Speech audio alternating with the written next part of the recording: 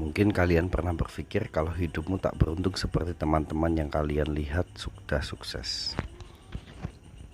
Sedang kalian merasa tak ada perubahan sama sekali. Kalian merasa teman-teman yang sukses kok enak banget.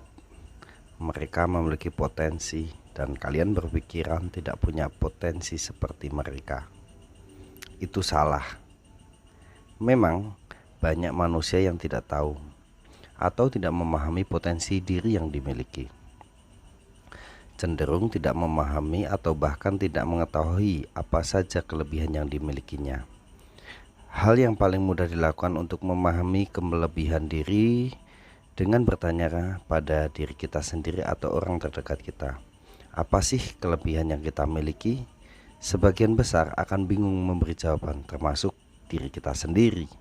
Tapi kalau ditanya apa kekurangan atau kelemahan diri, banyak orang yang dengan cepat dan mudah bisa menjawab. Kurang ganteng, miskin, gak pintar, dan lain sebagainya.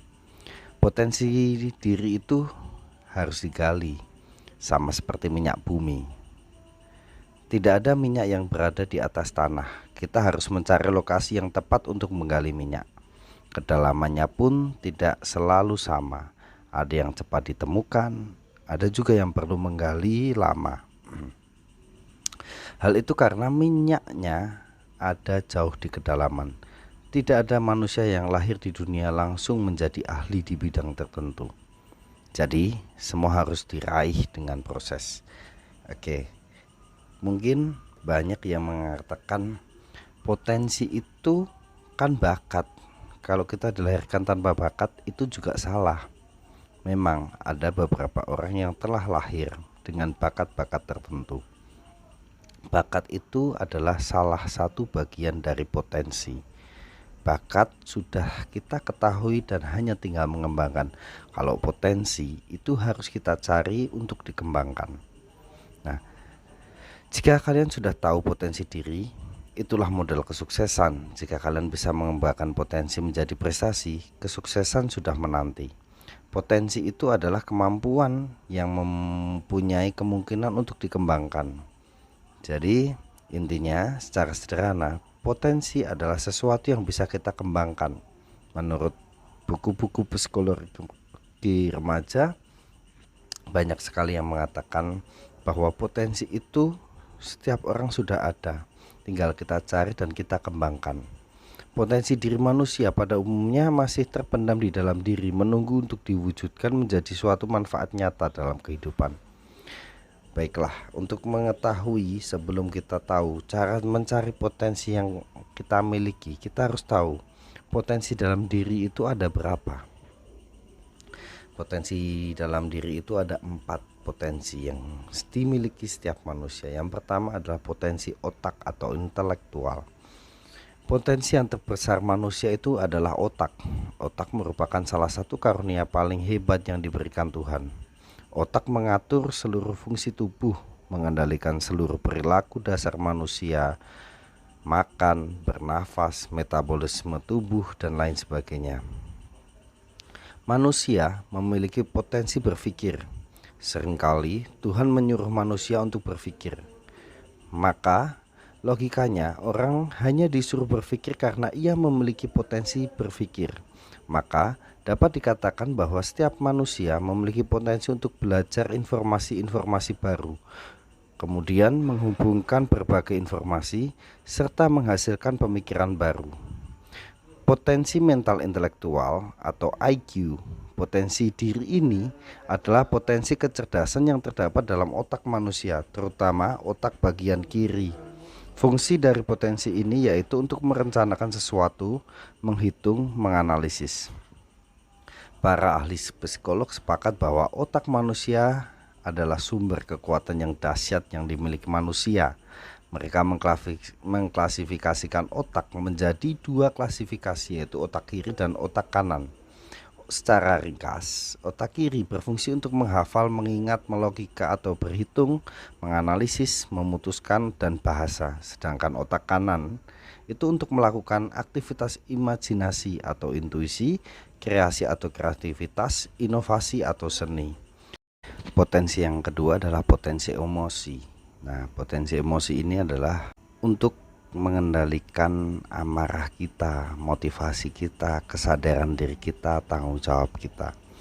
Daniel Goleman, seorang psikolog dari Harvard, mengatakan bahwa kecerdasan intelektual itu menuntun keberhasilan hanya sekitar 20%, sisanya 80% ditentukan oleh serumpun faktor-faktor yang disebut dengan kecerdasan emosional.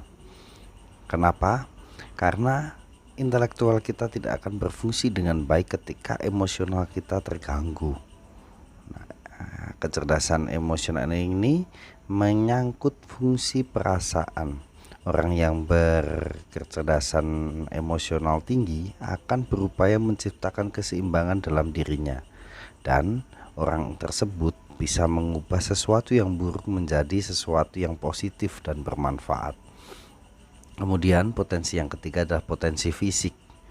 Nah, potensi fisik atau kecerdasan fisik yaitu menyangkut masalah-masalah kekuatan kebugaran otot sekaligus kekuatan kebugaran otak dan mental. Nah, jadi bakat yang kalian lihat pada diri seseorang itu udah mencakup potensi fisik. Nah, itu kadang orang dilahirkan dengan bakat yang sudah ada sejak lahir, tapi tidak sebagian orang besar memiliki bakat yang langsung ditemukan sejak kecil. Mereka juga harus mencari. Nah, kecerdasan fisik juga dianggap dari elemen dasar dari kecerdasan intelektual dan kecerdasan emosional. Nah, jadi kecerdasan emosional yang dibentuk dengan baik akan membuat pola pikir kecerdasan intelektualnya baik, sehingga potensi fisiknya akan dilatih dengan baik. Contoh yaitu hidung untuk mencium bau, tangan untuk menulis, kaki untuk berjalan, telinga untuk mendengar, dan mata untuk melihat. Nah, semuanya bisa dilatih. Dan yang terakhir adalah potensi spiritual. Nah, ini adalah puncak tertinggi potensi manusia. Ketika kecerdasan intelektual kita sudah baik, diatur oleh emosional yang baik, dan dikembangkan oleh kecerdasan fisik yang baik, maka kita juga akan memiliki potensi spiritual yang baik. Nah, jadi IQ itu bekerja untuk melihat keluar mata pikiran kita. Emosional itu bekerja untuk mengelola perasaan, sementara spiritual itu menunjukkan pusat diri, kondisi pusat diri, yaitu kecerdasan manusia yang paling tinggi, yaitu kemampuan untuk memahami keberadaan Tuhan.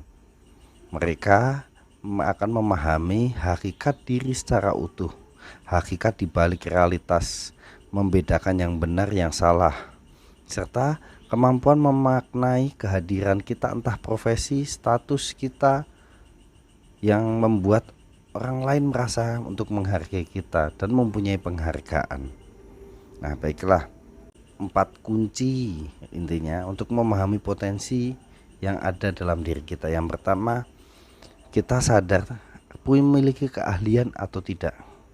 Kita lihat diri kita memiliki keahlian atau tidak.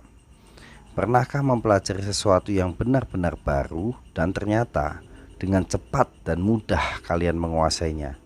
Itulah potensi yang sedang siap untuk dikembangkan. Jadi kalian sebenarnya memiliki keahlian. Jika kalian benar-benar mudah sekali aku ya belajar TI, tertarik sekali dan kayaknya mudah sekali aku mempelajarinya, ya itulah potensi dirimu. Yang kedua, ketertarikan. Ketertarikan di sini yaitu memikirkan hal-hal yang diinginkan. Seringkali hal-hal yang menarik perhatian selalu berkaitan dengan kemampuan alami atau bakat. Contohnya adalah aku suka membaca buku, tekun sekali membaca buku. Kemudian aku mencoba menulis, ternyata aku berpotensi untuk menjadi penulis. Nah, jadi dengan ketertarikan apa yang paling kamu membuat kalian tertarik, itulah bakatmu di situ. Jadi hal yang paling menyenangkan itu adalah hal-hal yang berkaitan dengan apa yang membuat kita tertarik, apa yang kita sukai. Disitulah potensi kita berada. Dengan mudah juga kita akan mempelajarinya. Nah, jadi suatu keahlian. Yang kedua adalah kepuasan. Jadi apa yang membuat kita merasakan bahagia, kemudian kepuasan dalam bekerja. Pekerjaan apa yang membuat kita begitu hanyut merasa tak ingin berhenti saat mengerjakannya.